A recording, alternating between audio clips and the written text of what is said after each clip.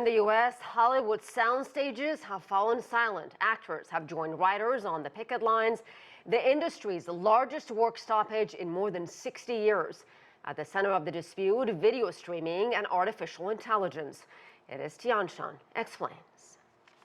There was some optimism just earlier this month that the Actors Guild, known as SAG-AFTRA, could reach a new labor contract with the studios, especially when the Alliance of Motion Picture and Television Producers stepped in, offering to mediate.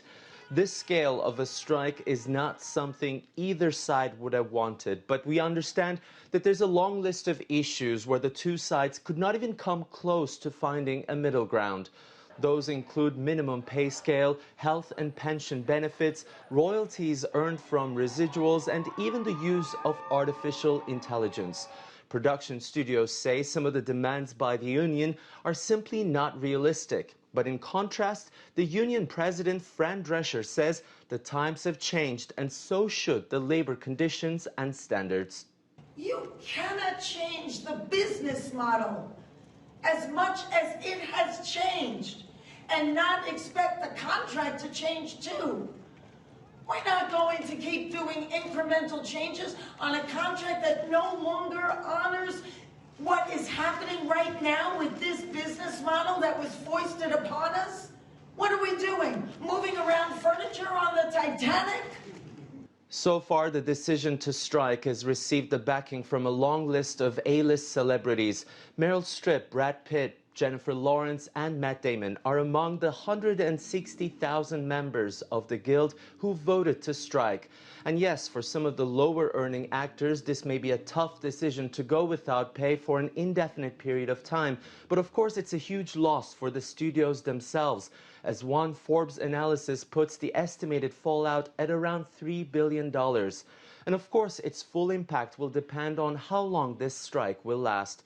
For now, actors, along with the writers, seem determined to keep their ground at the picket lines. It is Tianshan, CGTN, Hollywood. Well, for more on what's at stake and the impact, let me turn to Tom Ara. He's an attorney specializing in the entertainment industry, and he joins us from the beautiful Laguna Beach. Tom, when the two sides seem so far apart, negotiations broke down, no room for compromise, no middle ground. So where do you go from this point? How do you find that middle ground, if you will? Well, Asieh, thank you for having me join today. It is truly a historic day. As noted, for the first time in more than 6 decades, since Ronald Reagan, the former U.S. president, was still acting in films and was the president of the Screen Actors Guild at that time. For that first time, the actors and the writers have gone on strike together, and it has brought Hollywood to a halt.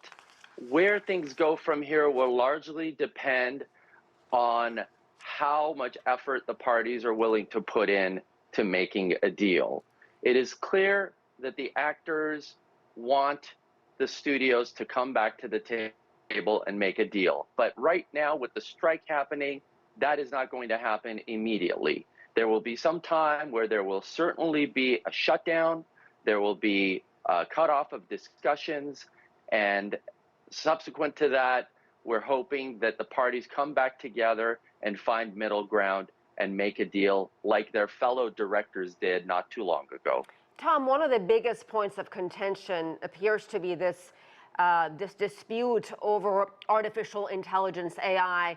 Explain to us why the actors are so worried about AI. Well, it is a very complex issue, and frankly, I don't believe that everyone has all the facts before them to make a decision that is going to result in a definitive agreement.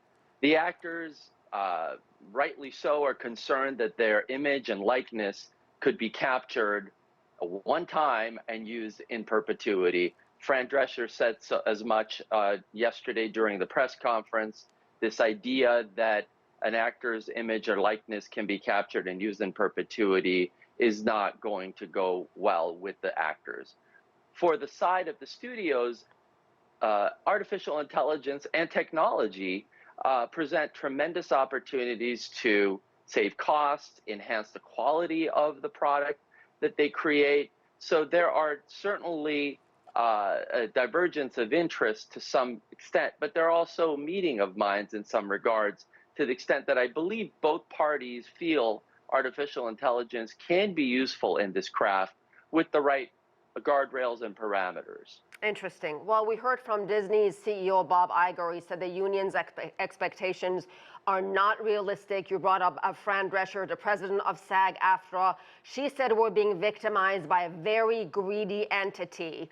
And the reality, Tom, is that some of these A-list actors make a lot of money. Speaking of greed, they make a lot of money, the well-known celebrities, the studios make a lot of money. So if we're going to accuse one another of being greedy, aren't both sides here being greedy, considering how little the average American in middle America makes compared to these celebrities? Sure. Well, let's be mindful that the Screen Actors Guild represents over 160,000 performers of various types. Of that 160,000, a small number of them fall in the category of the highest paid performers. These contracts, for the most part, impact the working actors, the kind of day-to-day actors who are background actors. They may be extras, they may be starting out their careers. For the highest level actors, there are implications that are of value, but much less than there are for the mid-level and starting out actors. So Understood. I think that has to be something. But with that said, there's certainly a perception by the public that this is a 1% or smaller problem. And I think that is going to be a challenge for the unions in trying to rally public support behind their cause. And finally, Tom, I have to ask you, because we're all talking about this, what does all this mean for our favorite television shows and the movies at the box office? Well, the implications are broad. Certainly, no film and television production can continue after today.